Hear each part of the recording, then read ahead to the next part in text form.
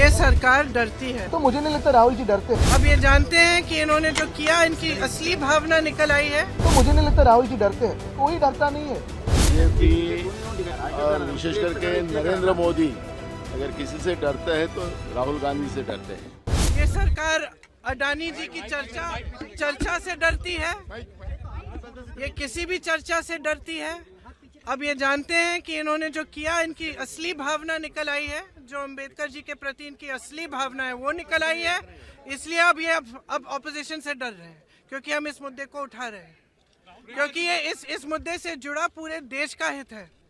हमारा संविधान अंबेडकर जी की देन है और इस देश की जनता की देन है और हमारी आज़ादी की लड़ाई की देन है, और उनका इस तरह से अपमान हिंदुस्तान नहीं सहेगा। एकदम जो सरकार का डेस्परेशन है, ये इसी चीज़ का सिंबल है कि कितने डेस्परेट हो गए हैं कि आज ऐसे एकदम झूठी बातें, झूठा एफआईआर। राहुल जी कभी किसी को पुश नहीं करेंगे।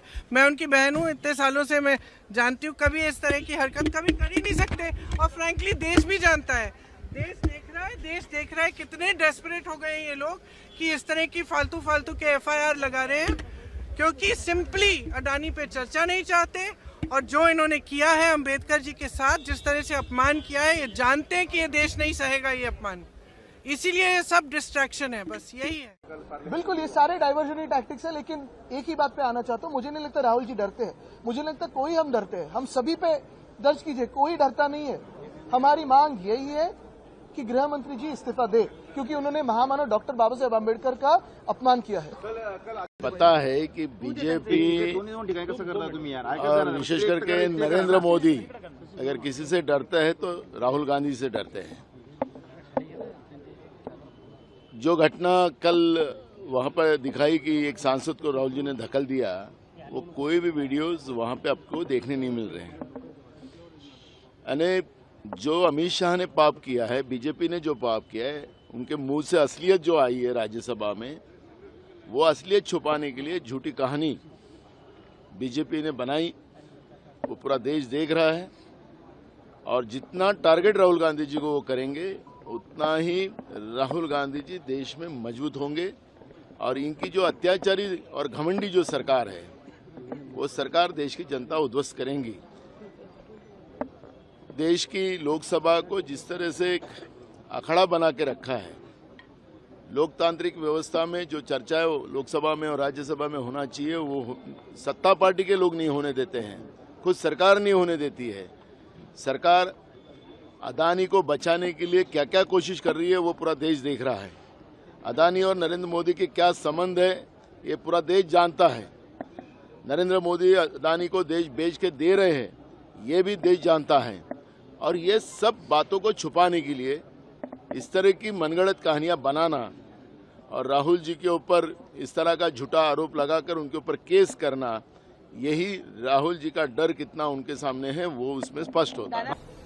पहली बार देख रहा हूँ ये काम सिक्योरिटी का होता है और मेरा खुद का 20 साल का अनुभव यहाँ पर है। हमेशा सर सम्मान के साथ में मेंबर पार्लियामेंट को एंट्री मिलती है। कल जो कुछ हुआ कि आपने एचडी के बैठ के जाके कोई एंटर नहीं हो पाए, ये पहली बार घटना हुई है।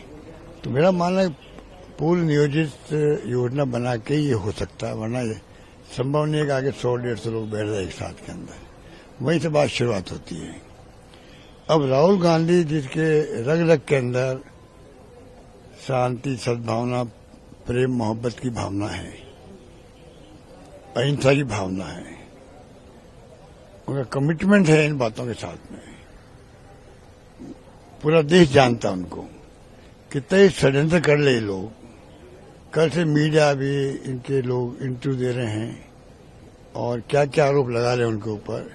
लोगों को हंसी आ रही है कि जो व्यक्ति 4000 किलोमीटर चलाओ पैदल, वही चल सकता है जो सत्य, अहिंसा का भाव रखता हो दिल के अंदर, क्योंकि उसमें लाखों लोगों से मिलना पड़ता है रास्ते के अंदर। हर व्यक्ति चल नहीं सकता, कामयाब हो नहीं सकता। राहुल गांधी ने यात्रा के माध्यम से बता दिया कि मेरे भाव क्या है देश के लिए, देशवासियों के लिए, गरीबों के लिए, दलितों के लिए, पिछड़ों के लिए, हर गरीब के लिए, कोई कौम का हो। वो कहते मेरी लड़ाई तो विचारधारा की लड़ाई है। उस व्यक्तित्व के बारे में जो डैमेज करने का प्रयास किया गया, वो पूरे देश में कभी सफल नहीं होगा, मेरा मानना है।